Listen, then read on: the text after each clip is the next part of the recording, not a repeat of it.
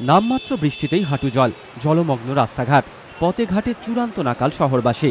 হয়রানির এই ছবি থেকে রেহাই দিতেই মঙ্গলবার বাইপাসে ধাপার লক পাম্পিং স্টেশনে দুটি অতিরিক্ত পাম্প চালু করল কলকাতা পুরসভা। উদ্বোধন করলেন মেয়র শোভন চট্টোপাধ্যায়। নতুন পাম্প দুটির প্রতিটি 240 কিউসেক ক্ষমতা সম্পন্ন। এর আগে এই পাম্পিং স্টেশনে কাজ করত শুধুমাত্র 740 কিউসেক ক্ষমতা সম্পন্ন একটি পাম্প। মঙ্গলবার থেকে তার সঙ্গে কাজ শুরু করল নতুন ওই দুটি পাম্পও। এর ফলে শহরের 13, 14, 29, 30, 31, 32, 34 ও 57 নম্বর ওয়ার্ডের জল দ্রুত বের করে দেওয়া সম্ভব হবে।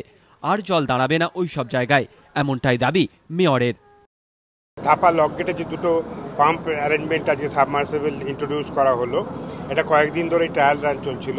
এতে ওয়ার্ড নাম্বার 57 এবং পূর্ব কলকাতার 13 নম্বর ওয়ার্ড, 14 নম্বর ওয়ার্ড, 29 নম্বর, 30, 31, 32, 34 নম্বর ওয়ার্ড, এটাতে কিন্তু পরোক্ষ এবং প্রত্যক্ষভাবে লাভবান হবে। আগে 720 কিউসেক করে ছিল, এবারে 1000 কিউসেক করে জল এখান থেকে নিষ্কাশন করা যাবে। নয়া এই পাম্প দুটি লাগাতে খরচ পড়েছে প্রায় 6 কোটি টাকা। কিন্তু 6 কোটির এই প্রকল্পকে ঘিরেও উঠছে প্রশ্ন।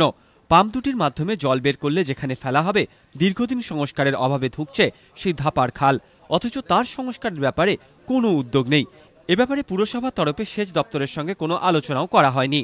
প্রশ্ন উঠছে, সংস্কার না হওয়া ধাপার খাল ওই বাড়তি জলের চাপ সামলাতে পারবে তো, নাকি একটা এলাকাকে জল যন্ত্রণার হাত থেকে মুক্তি দিতে ভাসবে অন্য এলাকা? দুই দপ্তরের সমন্বয়ের অভাবে শেষ পর্যন্ত 20 বাও জলে পড়বে না তো 6 কোটির এই প্রকল্প? সমিত সেনগুপ্ত, এবিপি আনন্দ, কলকাতা।